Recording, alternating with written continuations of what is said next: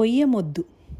భగవాన్ September 1, 1896 సంవత్సరంలో తిరువణ్ణామలై వచ్చిన వెంటనే అరుణాచలేశ్వర ఆలయ గర్భగుడికి వెళ్ళి తాను వచ్చేశానని ప్రభువుకు నివేదించుకున్నట్లు నమోదు చేయబడి ఉంది.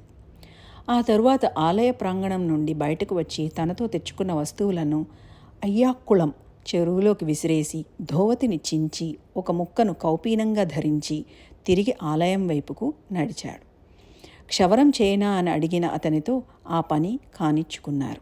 మళ్ళీ బయలుదేరేటప్పుడు క్షురకర్మ తర్వాత స్నానం చేయాలి కదా అని తోచినప్పటికీ ఈ కొయ్యమొద్దు అనగా తన శరీరంకు స్నానం చేసే భోగం కూడా ఎందుకు అనిపించిందట. ఆ క్షణంలో ఆ బాలయోగికి శాస్త్రాలలో సూక్ష్మంగా వర్ణింపబడిన సహజస్థితిని వెలిబిచ్చుతున్నానని తెలిసి ఉండకపోవచ్చు.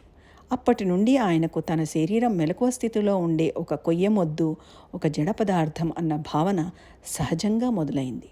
తమ జీవితాంతం ఇదే మూల సూత్రంగా మహర్షి బోధలు సాగాయి. 54 ఏళ్ల పాటు ఆ సహజనిష్టలోనే ఉండి జ్ఞాని యొక్క అత్యున్నత స్థితి ఎలా ఉంటుందో ఈ ప్రపంచానికి ఎరుకపరిచారు. నిర్వికల్ప సమాధిలో మనసు జాగృతమైనప్పటికీ ప్రకాశం చేత కప్పబడి ఉంటుంది. ఆ స్థితిని ఒక త్రాడుతో కట్టబడి నీటిలో ముంచబడిన బకెట్తో పోల్చవచ్చు. ఎప్పుడో ఒకప్పుడు దాన్ని నీటి నుంచి లాగివేయవచ్చు. కానీ సహజస్థితిలో మనసు నశించి ఆత్మలో లీనమైపోతుంది. సముద్రంలోనికి ప్రవహించిన నదిలాగా వ్యక్తిత్వాన్ని కోల్పోతుంది. దాన్ని ఎప్పటికీ సముద్రం నుండి వేరు చేయలేము అని భగవాన్ అన్నారు.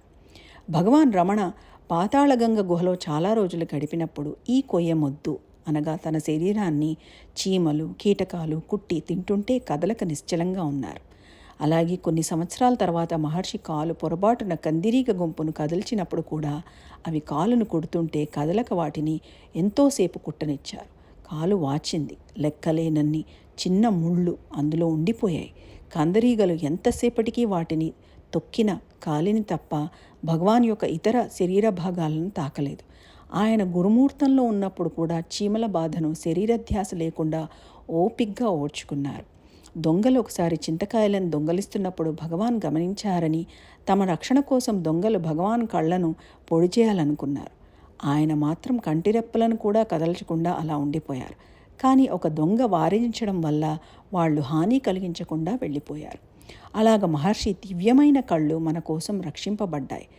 ఇలాంటి సంఘటనలు ఆయన జీవితంలో ఎన్నో జరిగాయి. ఆఖరుకు అతి ప్రమాదకరమైన క్యాన్సర్ వ్యాధి ఆయన శరీరాన్ని పూర్తిగా ధ్వంసం చేసింది. అలాంటి పరిస్థితుల్లో కూడా భగవాన్ చలించకుండా నొప్పి ఉంది కానీ బాధపడేవారు ఎవరున్నారు అనేవారు. నేను ఈ శరీరాన్ని అన్న భావనే నేను అన్న ఆలోచనకు మూలం.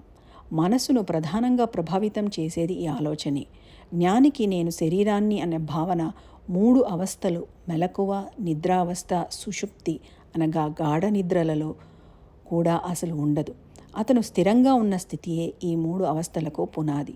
సాధారణంగా అనుభవించే ఈ 3 అవస్థలకు భిన్నంగా 4వ స్థితిని తుర్యావస్థ అంటారు. అసలు నిజంగా ఉన్నది ఇది ఒక్కటే అని భగవాన్ చెబుతారు. మెలకువ, నిద్రావస్థ, సుషుప్తి అన్నవి కనిపిస్తూ కనుమరుగవుతూ ఉంటాయి. వాటి వల్ల జ్ఞాని ప్రభావితం కాడు. మనసుతో మమేకమైన స్థితిలో ఇరుక్కున్న ఇతరులకు మాత్రం ప్రపంచంలో జ్ఞాని యొక్క ప్రవర్తన కలవరపరిచి అవగాహనకు అతీతమైనదిగా ఉంటుంది. భగవాన్ రమణుల సహజనిష్టను విశదీకరించే ప్రయత్నంలో స్వామి సిద్ధేశ్వరానంద స్వర్ణోత్సవ సంచికలో వివేక చూడామణి నుండి ఒక శ్లోకాన్ని జ్ఞప్తికి తెస్తారు. లీనధీరపి జాగర్తి యో జాగ్రద్ధర్మ వివర్జితః బోధో నిర్వాసనో యస్య స జీవన్ముక్త ఈష్యతే. ఈ సందర్భంలో ఆదిశంకరులు జీవన్ముక్తుడు ఎల్లప్పుడూ బ్రహ్మాన్లో లీనమై ఉండడం కారణంగా ప్రపంచ ధ్యాస కోల్పోయినట్లు అగపడవచ్చు. అయినప్పటికీ అతను మెలకువలోనే ఉన్నట్లు చురుకుగా ఉంటాడు అన్నారు. ఆశ్రమంలో సాయం సమయంలో వేదపారాయణం జరుగుతున్నప్పుడు భగవాన్ను గమనించిన వారికి ఒక విషయం గుర్తుండవచ్చు. అప్పుడు భగవాన్ చూపులు ఎక్కడో అనంతంలోనికి చొచ్చుకుపోతున్నట్లు అనిపించింది. మహర్షి ఆ సమయంలో నిద్రిస్తున్నారని భావిస్తే అది పొరపాటే. పారాయణం ముగిసిన తరువాత అప్పుడప్పుడు ఆ చదివిన పిల్లల్లో నుంచి ఏ ఒక్కరినో పిలిచి అతను చేసిన తప్పును మృదువుగా సరిదిద్దేవారు. వారికి తప్పు ఏదో తెలియడమే కాకుండా ఎవరు తప్పు చేశారన్న విషయం కూడా తెలియవచ్చేది. అంటే అంత చురుకుగా ఉండేవారన్నమాట. మరొక మాట, భగవాన్ అంత అంతర్గతంగా ఎంతో లీనమైన పరిస్థితుల్లో కూడా తమ చుట్టుపక్కల ఉన్న వారి అవసరాలు గ్రహించేవారు. భగవాన్ అరుణగిరిపై ఉన్న రోజుల్లో ఫ్రాంక్ హంఫ్రీస్ వారిని దర్శించుకున్న మొట్టమొదటి పాశ్చాత్యుడు. అతను ఒకసారి మహర్షి దర్శనానికి వచ్చిన సమయంలో బాగా ఆకలిగా ఉండినదని, భగవాన్ గాఢమైన ధ్యానంలో ఉన్నప్పటికీ తాను వచ్చి కూర్చున్న వెంటనే తనకు లేత కొబ్బరి నీళ్లను ఇమ్మని ఏర్పాటు చేశారట.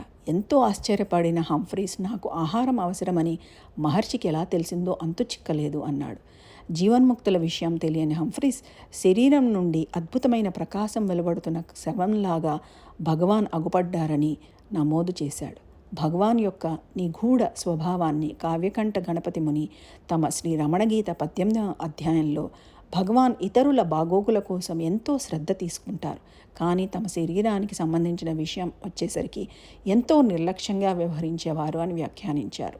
ఇక డాక్టర్ కె సుబ్రహ్మణ్యన్ గారు, భగవాన్ రమణను మనం అర్థం చేసుకోనలేము, ఎందుకంటే మనసును ఉపయోగించి వ్యవహరించడం మనకు అలవాటు. ఆయన పట్ల ప్రేమ చూపగలమే, అది కూడా ఆయన అనుగ్రహం ఉన్నప్పుడే అని అభిప్రాయపడ్డారు.